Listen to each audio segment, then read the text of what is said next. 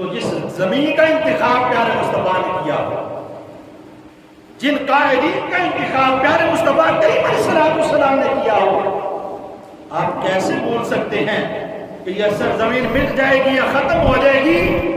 اس کو مٹانے والے بڑے بڑے آئے، بڑی بڑی اس کے متعلق سازشیں کی گئی، لیکن خالق کائنات نے اس کو پھر بھی استقامت عطا فرما رکھی ہے۔ اس کی وجہ کوئی اور نہیں ہے، مدینے والے کا فیض ہے، حضور نبی کریم صلی اللہ علیہ وسلم کی نگاہ ہے، یا آقا علیہ السلام کی نظر عنایت ہے کہ جس کی وجہ سے آج بھی ملک پاکستان اپنے شان کے ساتھ، اپنے وجود کے ساتھ کھڑا ہو۔ آج لوگ کچھ سوچتے ہیں یہ ایسے ہو گئے، یہ ویسے ہو گیا، جو اس کو نقصان پہنچانے کے اندر جتنا کردار ادا کر رہے اس کو اللہ رب العزت کی بارگاہ میں حساب دینا پڑے گا۔ مت کوئی حاکم کو وزیر کو مشیر یہ سمجھے میں لوٹ لیا جنہ لوٹ رہی تو میں ہوں اگلے کار نہیں، تم اس کا حساب دینا پڑے گا، کیونکہ یہ آج صرف نعرہ لگانے کا نام ریاست مدینہ نہیں ہے، مستقل طور پر ہمیں سوچ لے کر ساتھ چلنا پڑے گا، مستقل طور پر ہمیں مدینے کی ریاست والی سوچ بنانا پڑے گی۔ ریاست مدینہ کے اندر اصول کیا تھے، ضابطے کیا تھے، عدلیہ کیا تھی، معیشت کیا تھی، تمام تر چیزوں کو ساتھ لے کر جب آپ چلیں گے تو پھر وہ ملک وجود میں آئے گا جس کی خواہش علامہ اقبال علیہ الرحمٰن نے کی تھی، جس کا نظریہ جو انہوں نے پیش کیا اور قائد اعظم محمد علی جناح نے اس نظریے کو پایا تکمیل تک پہنچایا۔ لیکن ہم وہ سوئی ہوئی قوم، ہم نے آزادی لی اپنے ہمسایوں سے، کس طرح ہندو 15 اگست کو جو ہے وہ آزادی کا دن مناتے ہیں، اب آپ ان کی رسومات میں اور اپنی رسومات میں فرق کر کے دکھائیں 14 اگست پر، آپ نہیں کر سکے۔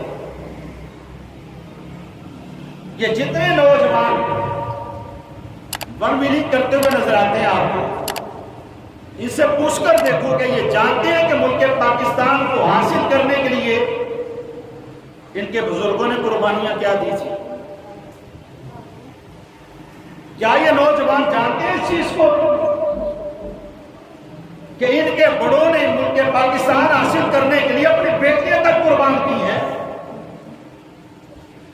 کیا یہ آنے والی نسل جانتی ہے کہ ملک پاکستان کی آزادی کے لیے ہماری ماں بہنوں بیٹیوں کی عزتوں کے ساتھ کھلواڑ کیا گیا؟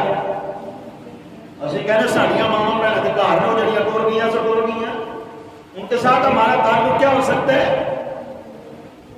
آج بھی جو بزرگ موجود ہیں ان سے پوچھ کر دیکھو اس داستان کو، روٹے کھڑے ہو جاتے جب کسی بابے کے پاس بیٹھے، وہ داستان سناتا ہے، سنتے ہیں تو آنسو چھپ چھپ برسنا شروع ہو جاتے ہیں کہ ان بیٹوں نے کنووں میں زندہ چھلانگیں لگا دی، کس لیے لگائی؟ تاکہ ہماری عزت محفوظ ہو جائے، کوئی انگریز ہماری عزت پر ڈاکہ نہ ڈال سکے۔ کئی باپ ایسے جنہوں نے زندہ اپنی بیٹیوں کے گلے دبا دیے اس لیے کہ کہیں کو رستے میں انگریز ہماری بیٹی کی عزت کے ساتھ نہ کھیل سکے۔ ہم نے سمجھ لیا باجے بجانا 14 اگست کا نام، ہم نے سمجھ لیا روڈوں میں شور کرنا 14 اگست کا نام ہے۔ یہ یوم آزادی اس لیے نہیں تھی ملی کہ ہم اتنے آزاد ہو جائیں، اتنے آزاد ہو جائیں کہ ہم بھول جائیں اس چیز کو کہ ہم اسلام مخالف کتنے جا رہے ہیں، ہم اللہ اپنے رب کو کتنا ناراض کر رہے ہیں۔ حضرات محترم، ہم نے اس پر غور و فکر نہیں کیا، لیکن آج کرنے کی ضرورت ہے۔ اس ممبر رسول سے آواز اٹھے گی تو ہمیشہ حق کی آواز اٹھے گی۔ اپنے آپ کو بدلنے کی کوشش کرو، جڑیاں لگائیں، یہ تمہارا حق ہے، رائٹ ہے۔ کپڑے پہنے، اگر اس رنگ سے سفید پہننا چاہتے ہیں پہنے، تمہارا رائٹ ہے، یہ خوشی کا اظہار ہے۔ لیکن اگر تم ان کے لیے کچھ کرنا چاہتے جنہوں نے قربانیاں دی ہیں تو 14 اگست کو فجر کے بعد انشاءاللہ مسجد کے اندر اس حوالہ سے آگے تو چلے سسٹم نہیں ہوا تھا، لیکن اب یہ ہوا کرے گا انشاءاللہ جب تک زندگی ہے کہ 14 اگست کو فجر کی نماز کے بعد باقاعدہ طور پر قرآن خوانی ہوگی انشاءاللہ عزیز۔ اور میں دیکھوں گا کہ کون کون سے نوجوان ہیں کہ جن کو اس وطن عزیز کے ساتھ محبت ہے، کون کون ہے جو خود کو کہتے ہیں میں سب سے بڑا پاکستانی ہوں، میں نے چہرے پر ٹیٹو بنا رکھا ہے، میں نے اپنے بدن پر ٹائٹل بنا رکھے ہیں، وضو کا پتہ نہیں میں نے کیسے کرنا ہے، یا زور کی نماز پڑھنی ہے کہ نہیں پڑھنی۔